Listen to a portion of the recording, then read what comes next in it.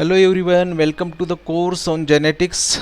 In this video we will learn about cytoplasmic inheritance. In last video we have discussed about the quantitative inheritance, and here we will see cytoplasmic inheritance. So what is cytoplasmic inheritance? We will see first.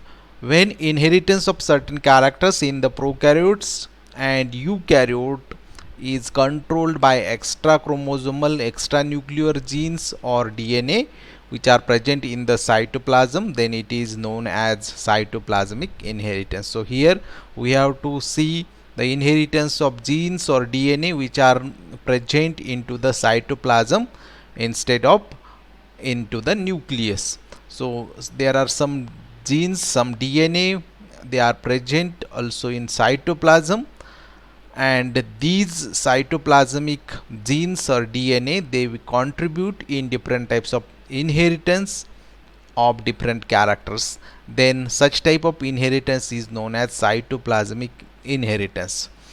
So what is the concept of cytoplasmic inheritance? The nuclear genome, we know very well, the nuclear genome plays a key role in the inheritance in plants, animal and microbes. Nuclear chromosomes are very important role to play in the process of inheritance, development of an organism and cellular metabolism.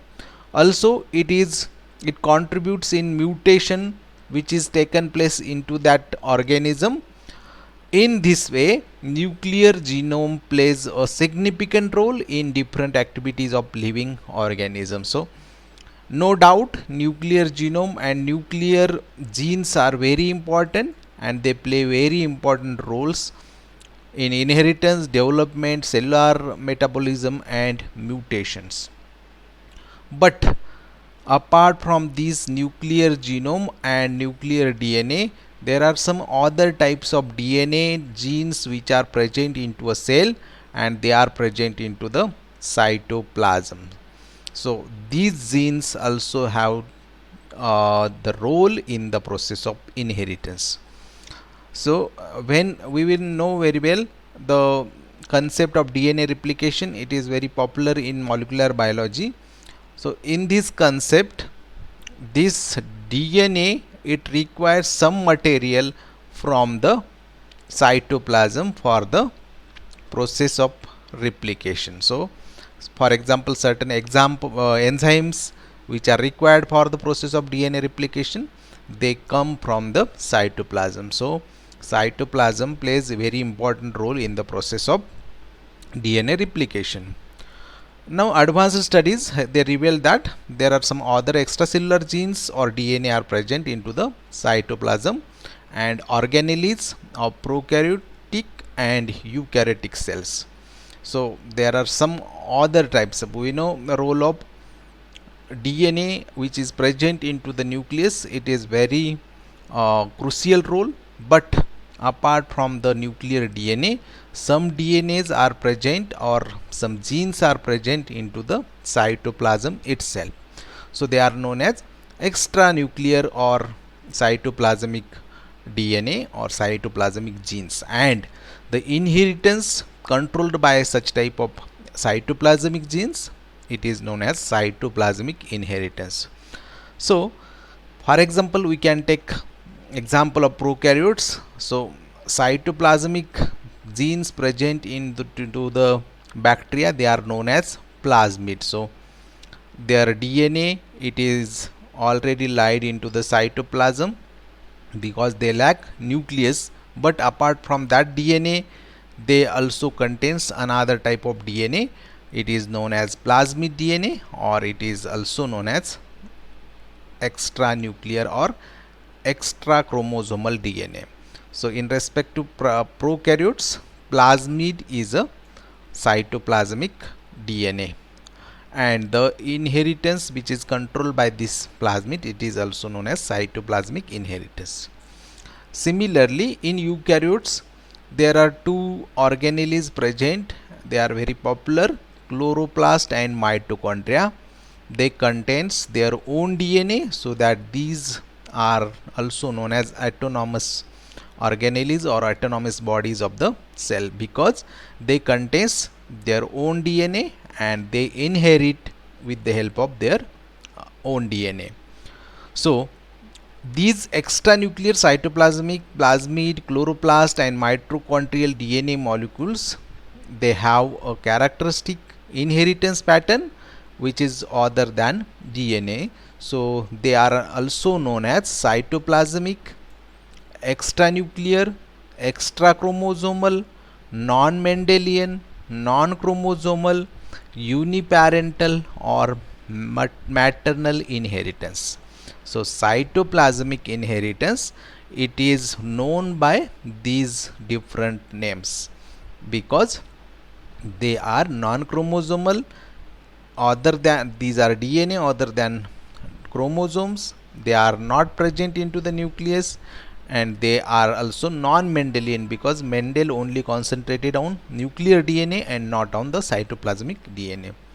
Then they are also called as uniparental because only one parent it contributes into the cytoplasmic inheritance, and that parent is maternal parent. So this is also known as maternal inheritance. So in this diagram it is shown that this is a cell and this cell contains this nucleus. Nucleus contains chromosomes. So these chromosomes contains genes or DNA, and these are known as nuclear DNA. So these nuclear DNA plays very important crucial role in the process of inheritance of an organism. But apart from these nuclear DNA, some genes are present into the cytoplasm in different types of organelles. So here only mitochondrial DNA has been shown. So these are the mitochondrial bodies shown, and these red spots, they are the cytoplasmic DNA or they are the mitochondrial DNA. So also they are called as mtDNA. Also there are another type of organelles, that is chloroplast also present, and they also contains their own DNA. So these DNA, they are having their place other than nucleus and they are present into the cytoplasm. So they are called as cytoplasmic DNA or cytoplasmic genes, and the inheritance pattern or phenotypic expression shown by them, it is also known as cytoplasmic inheritance, or as they are present apart or away from the nuclear or nucleus, they are also known as extranuclear DNA or extranuclear inheritance. Now see, there were two scientists, Brigg and King. They put forth and they proved that how cytoplasmic inheritance take part into the phenotypic expression of certain characters. So they observed tadpole formation after removal of the nuclei from the egg of a frog. So they selected an organism frog for their study.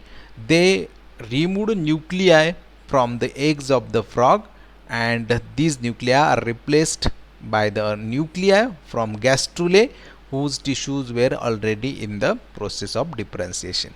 So this gastrulae nuclei, the nuclei from the gastrulae, it is replaced on the nuclei of egg, and they observed normal tadpole formation because this transplanting nuclei had not any reversible effect on the tadpole, because cytoplasm itself contains sufficient inherited information required to carry out the fundamental functions for the limited period. So as if there is no nucleus present for some time, or if it is removed, these cytoplasmic DNA, they contains sufficient inherited information and they will carry out the fundamental function for the limited period, so that there is no need of nuclei or nuclear DNA if cytoplasmic DNA or cytoplasmic genes are present. So this experiment it will give an idea that there is the phenomena of cytoplasmic inheritance, means any organism that can grow normally without a nucleus or if nucleus is replaced. So cytoplasm is a bearer of some hereditary material and actively incorporates in the process of inheritance. So this is the conclusion we can get from the experiment done by Briggs and King. So cytoplasmic inheritance can be studied or it can be seen in different types of organisms, including there are some example: male sterility in maize, peptide mutants in yeast, variegation in 4 o'clock plant, inheritance in paramecium, coiling in snail cells, etc. So these are some examples which will show the phenomena of cytoplasmic inheritance. So in next videos we will discuss some of these examples. These are some references. Thank you for your attention.